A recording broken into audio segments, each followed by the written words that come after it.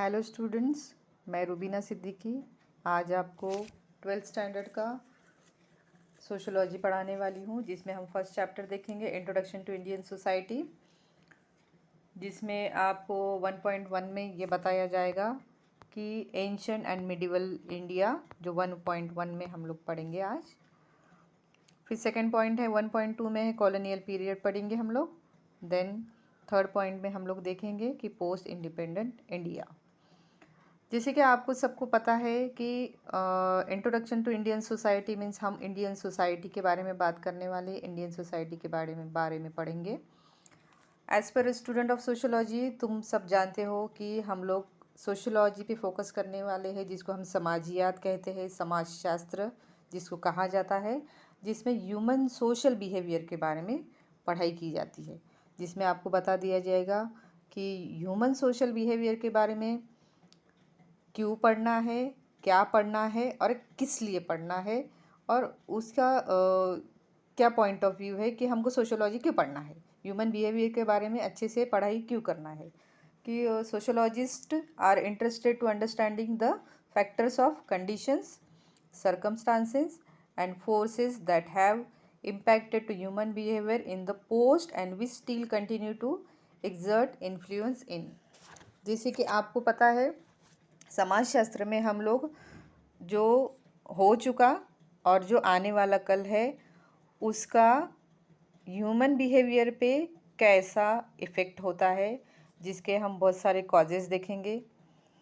फिर जिससे रिलेटेड हम लोग बहुत सारी चीज़ें देखेंगे, जिसमें कंडीशंस होते हैं, कुछ फैक्टर्स होते हैं, सरकमस्टांसेस होते हैं, कुछ फोर्सेस होते हैं, जिसका इम्पैक्ट हमारे बिहेवियर पे होता है, और पास्ट में जो चीज़ें होती है उसका इफ़ेक्ट हमारे ऊपर होता है, उसका इन्फ्लुएंस हमारे जिसको हम बोलेंगे लिविंग थिंग पे या सब चीज़ों में होता है। फॉर एग्ज़ाम्पल के तौर पे हम लोग कोविड-19 से गुज़रे हुए हैं या गुज़र रहे हैं, उसका इफ़ेक्ट हमारे ऊपर हो रहा है, आज भी हो रहा है। जैसे कि हम लोग बोलेंगे पास्ट में, लास्ट ईयर में हम पैंडेमिक पीरियड से गुज़र रहे थे और आज भी हम उससे गुज़र रहे हैं।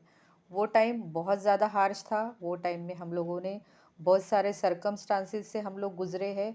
हर एक इंसान, हर एक मिडिल क्लास, एक गरीब इंसान, ये एक पैसे वाला इंसान जिसके पास बहुत सारा पैसा है, लेकिन फिर भी वो लोग इसमें से सफ़र हो चुके हैं। तो इस तरीके से हम लोग देखेंगे कि किस तरीके से ये हम लोग सफ़र होते हैं। उसके बाद हम लोगों की थिंकिंग कैसी होती है, वो टाइम में हम लोग क्या काम करते हैं, कौन सी चीज़ को हम ज़्यादा वैल्यू देते हैं, या हमारी जो चीज़ें हैं, लाइक है, डिसलाइक है, कुछ चीज़ें हमको पसंद आती है, कुछ चीज़ें नहीं पसंद आती है।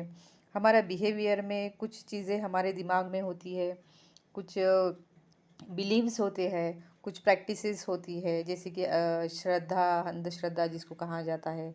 हमारे विचार करने की पद्धति, किस तरीके से हम विचार करते हैं, किस तरीके से सोचते हैं, और डेली में वो चीज़ों को कैसा यूज़ करते हैं, और वो चीज़ें यूज़ करते हुए उसको हम लोग किस तरीके से प्रैक्टिकल में लाते हैं, ये चीज़ें भी हम लोग इसमें देखने वाले हैं। प्रैक्टिकल में कैसे आते हैं, फॉर एग्जांपल के तौर पे हमारे रिलीजन को अगर हम ले लीजिए, है ना, हम रिलीजन से रिलेटेड बहुत सारी चीज़ें करते हैं। जैसे हम लोग किसी किसी को कहते हैं ना, ये बहुत ही रिलीजियस है, बहुत ही अपने धर्म को फॉलो करता है, बहुत ही धार्मिक है, जिसको हम डायरेक्टली कहते हैं। तो धार्मिक है बोले तो वो क्या करता है, मतलब वो सुबह जल्दी उठता है। एग्ज़ाम्पल के तौर पे अगर कोई मुस्लिम है तो सुबह फजर की नमाज़ पढ़ेंगे, उनकी जो भी नमाज के अरकान है वो पूरे करेंगे। या अगर कोई हिंदू है तो वो पूजा पाठ करेंगे, अगरबत्ती जलाएंगे, या जो भी चीज़ें हम लोग रिलीजियस तौर पे हर एक रिलीजन का इंसान जो करता है वो चीज़ें हम लोग करते आ चुके हैं, जिसका इम्पैक्ट हमारे ऊपर हो रहा है। क्यों हो रहा है? क्योंकि हमारे पीछे जो पहले लोग रहते थे या हमारे बाप दादा जो चीज़ें करते थे, वही चीज़ों की कॉपी करते हुए हम लोग वो चीज़ें आज भी करते हैं। कभी कभी तो कुछ चीज़ें ऐसी होती है कि जो कुछ चीज़ें गलत सलत चीज़ें भी हमारे बाप दादा करते हैं या हमारे माँ बाप करते हैं, तो वो भी कंटिन्यूशन में हम कॉपी करते करते उसको करते रहते हैं, या इस तरीके से हमारा बिहेवियर हम लोग समाज में दिखाई पड़ता है, और अपने जीवन में या अपनी ज़िंदगी में हम लोग उसका बहुत ज़्यादा तरीके से उसको इम्प्लीमेंट करते हैं, या इसको बोलेंगे हम उसको यूज़ करते हैं। और इस तरीके से बहुत सारी चीज़ें जो है हम लोग रिलीजियस तौर पे या हमारे डेली यूज़ के तौर पे करते रहते हैं।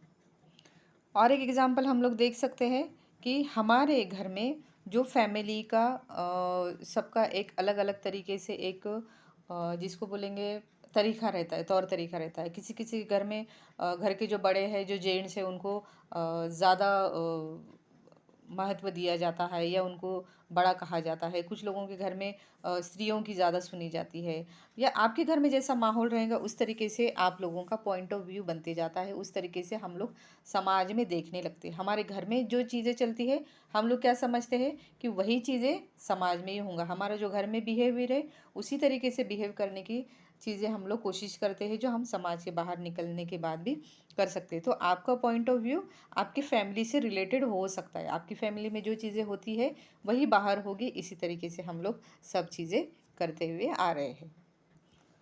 अब हमको देखना है कि इंडियन सोसाइटी कहाँ से शुरू हुई, या इंडियन कल्चर कहाँ से स्टार्ट हुआ। बहुत साल पहले से इंडियन इंडियन कल्चर ये स्टार्ट हुआ, जिसमें बहुत सारे सोशोलॉजी के अलग अलग तरीके से एक अलग अलग ब्रांचेस बनते गई, जिस पे बहुत सारे लोगों ने काम किया। 19 सेंचुरी से जो है यूरोप में सोशोलॉजी की स्टार्टिंग हुई, जिसमें हम लोग कह सकते हैं कि you will recall that sociology emerge in Europe in the mid of 19 century. जिसमें हम लोग देखेंगे कि बहुत सारी जो पुराने ज़माने की चीज़ें थी, या पुराने ज़माने के एंशंट पीरियड में किस तरीके से लोग रहते थे, किस तरीके से अपनी गुजारा करते थे, वो चीज़ें हम लोग देखेंगे इसमें सोशोलॉजी में। तो ये चीज़ें हम जब देखने जाएंगे तो हमको उसके लिए थोड़ा हिस्ट्री के पास जाना पड़ेगा, है ना। हिस्ट्री मतलब पुरानी चीज़ें, जो पुरानी चीज़ हमको दिख गई, उसको देख के हम लोग अंदाज़ा लगा सकते हैं कि ये जब ऐसा ऐसा था। जैसे कि हमारे मम्मी पापा हमको कहते हैं कि एक आना था, दो आने थे, 5 पैसे थे, 20 पैसे थे, 10 पैसे थे। तो ये चीज़ें हम लोगों में से कुछ लोगों ने देखी है, कुछ लोगों ने नहीं देखी है। मतलब ये हिस्ट्री में हमारे मम्मी पापा ने देखी है, तो वो लोग हमको कहते हैं, इसलिए हमको पता है कि ये चीज़ें थी, उन्होंने देखा है। मतलब जो हिस्टोरिकल चीज़ें जो रहती है, टूल्स, हिस्टोरिकल टूल्स जिसको कहा जाता है, जिसमें ज्वेलरी आती है, बहुत सारे अलग अलग तरीके की ज्वेलरी आती है, जिसमें देखो आपने सुना होगा कि हाथी के दांतों से बनी हुई ज्वेलरी है, फिर कॉइन्स है, फिर बहुत सारे धर्म ग्रंथ है, बहुत सारा लिटरेचर है, बहुत सारी चीज़ें जो पत्थर के ऊपर लिखी गई है, बहुत सारी आयतें, या बहुत सारे जो आप जिसको कहेंगे ग्रंथ की बड़ी बड़ी लाइंस है, जो पत्थर पे लिखी हुई आपको दिखेगी, है ना। अगर आपने पुराने ज़माने के मस्जिदें देखी होंगी, और फॉर एग्जांपल के तौर पे मकबरा ही ले लीजिए। आप मकबरे में अगर जाते हो तो आपको दीवारों पे या जहाँ पे भी कारीगरी की है उस वहाँ नक्शी काम दिखेगा।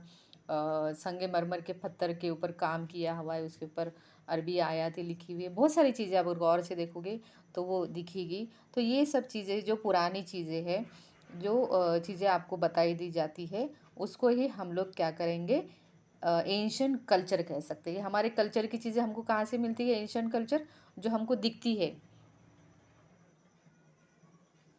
अब जैसे कि हम लोग देखते हैं कि जो हिस्टोरिकल चीज़ें हैं, जिसमें आपको बहुत सारा लिटरेचर मिलेगा, बहुत सारी चीज़ें लिखी हुई मिलेगी, बहुत सारी चीज़ें लिखित है, उसका हम लोगों को बहुत सारे कागज़ मिलेंगे, या ऐसी बहुत सारी चीज़ें हैं जो इंसान ने बनाई हुई चीज़ें हैं। जैसे कि वेपन्स कुछ बनाए गए हैं, कुछ बर्तन बनाए, जैसे मिट्टी के बर्तन। देखो आजकल मिट्टी के बर्तन ख़रीदने का और बनाने का और उसमें खाना पकाने का ट्रेंड शुरू हुआ है।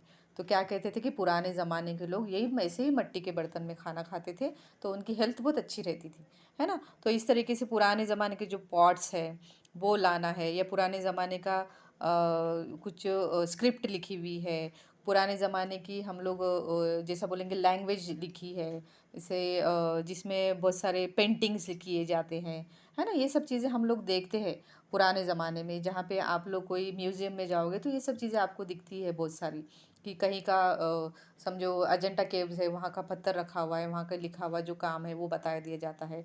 तो ये सब चीज़ें जो बता दी जाती है, जिसमें पेंटिंग्स भी है, बहुत सारी चीज़ें हैं, जिसमें बहुत सारी जगह है, जैसे मकबरा है, अजंता है, एलोरा है, पान चक्की हम लोग बोलेंगे, एलिफेंटा है। ताजमहल है, लाल किला है, कि ये सब जो एंशंट चीज़ें हैं हमको यहाँ पे ये चीज़ें पता चलती है। और उसके ऊपर से हम लोग अंदाज़ा लगा सकते हैं किस तरीके से लोग ज़िंदगी अपनी गुजारते होंगे और किस तरीके से वो अपना खाना खाते होंगे, किस तरीके से कैसे बर्तनों में पकाते होंगे, किस तरीके से वेपन्स यूज़ करते होंगे, उनके पास चाकू छुरी तलवार किस तरीके की थी, किस किस तरीके से चीज़ें वो यूज़ करते थे। तो ये सारी चीज़ें हमको देखते हुए हम लोग ये अंदाज़ा लगा सकते हैं कि पुराने ज़माने के लोग किस तरीके से अपनी ज़िंदगी गुजारते होंगे।